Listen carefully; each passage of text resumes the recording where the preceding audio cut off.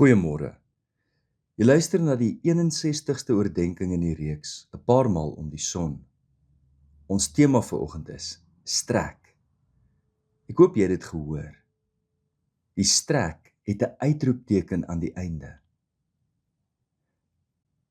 Ek verwys hier na 'n konsep in Chip en Dan Heath se boek The Power of Moments, naamlik om jouself uit te daag om buite jou gemaksone te beweeg. Bitter min moontlikhede gaan vir ons oop wanneer ons binne ons gemaksone opereer. Want eintlik is dit nie 'n gemaksone nie. Dit is 'n vreeslike ongemaklike plek. Dit is eerder 'n bekendheidsone waar ons veilig voel. Sarah Blakely het vir 7 jaar in 'n firma gewerk wat faksmasjiene verkoop. Een aand in 1998, toe sy gereed gemaak het om na 'n funksie toe te gaan, was sy so gefrustreerd met haar sykouse dat sy die voetedeel afgeknip het vir die funksie. As ek nou reg verstaan, was alle sykouse tot op daardie stadium vollengte tot by die tone. Daardie aand het sy besluit dat sy so ontwerp gaan maak vir ander vroue wat net so gefrustreerd is soos sy. Aanvanklik kon sy nie eers 'n patentregprokureur vind wat haar wou help nie, omdat hulle gedink het die hele gedagte is so belaglik. Want in daardie dae was die meeste prokureurs mans gewees. Wat weet mans nou van sykouse? Terwyl haar beroep as faksmasjienverkoper haar goed voorberei het om die verwerping te oorleef, was dit eintlik te danke aan haar vader dat sy nie moed opgegee het nie. Terwyl sy en haar sussie nog in die huis was, het hulle pa met reëlmaat aan die etenstafel gevra, waarin het julle die afgelope tyd misluk? Indien daar niks was nie, sou hy blykbaar baie teleurgesteld wees en hulle aanmoedig om iets aan te pak waarin hulle bereid is om te misluk.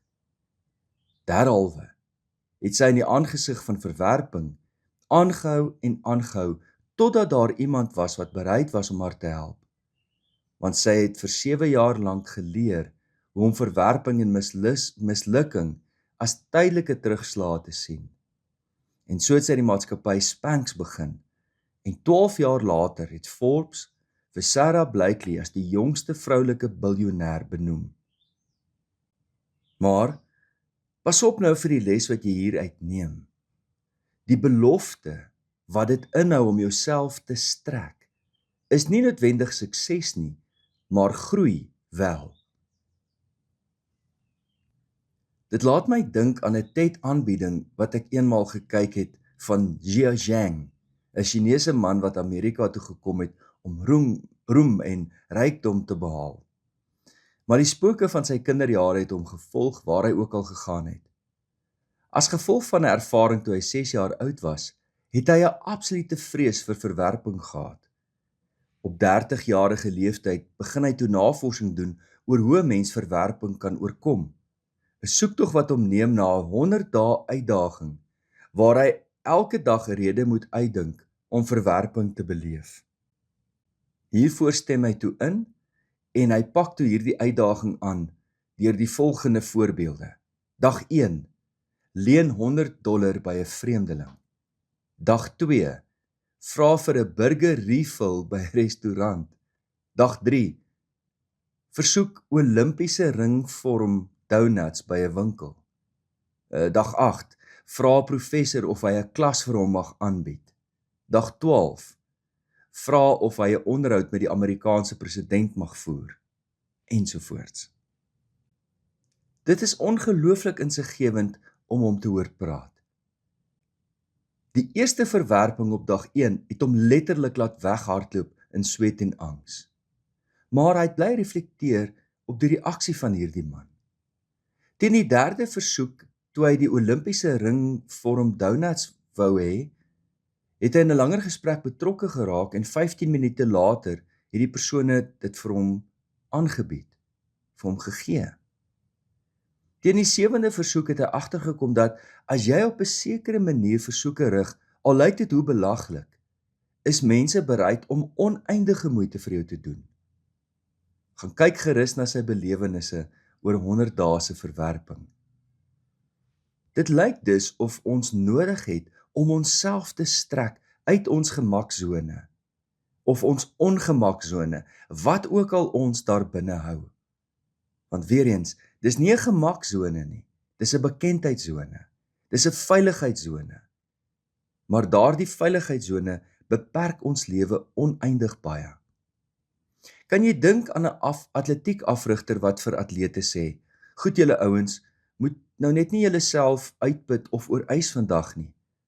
Hardloop net totdat jou longe brand of jy miltsteek kry en dan vat jy 'n blaaskansie.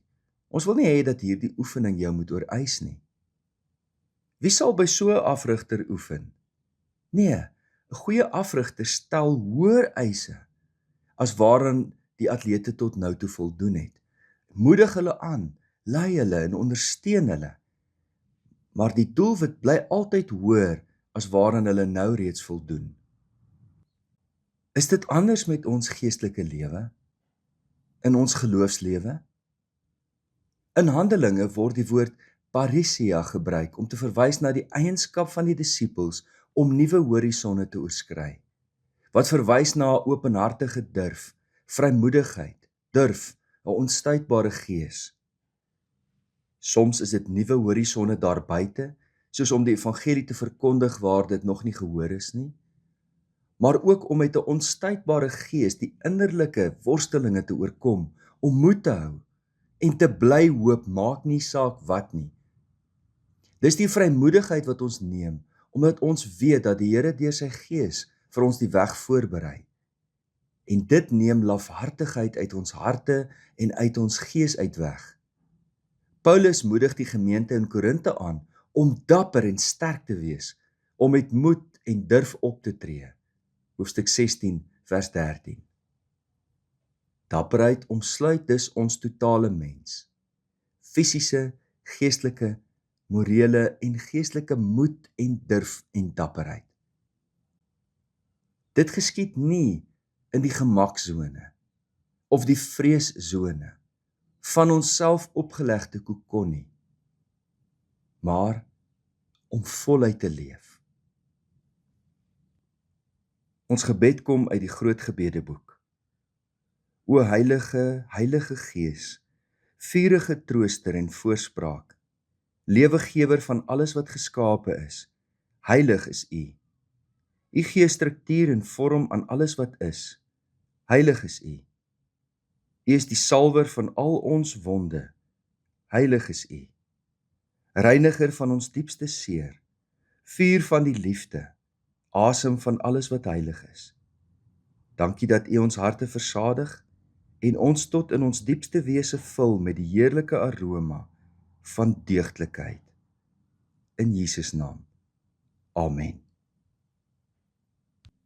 C.J. Langenhoven het gesê, die wêreld die draai, vir die swaar wintertyd om ons lande te saai, of om lui lekker lewend die ploeg te laat roes, en daarna ons vrugte of onkruid te oes. Liefde en 'n geseënde week verder.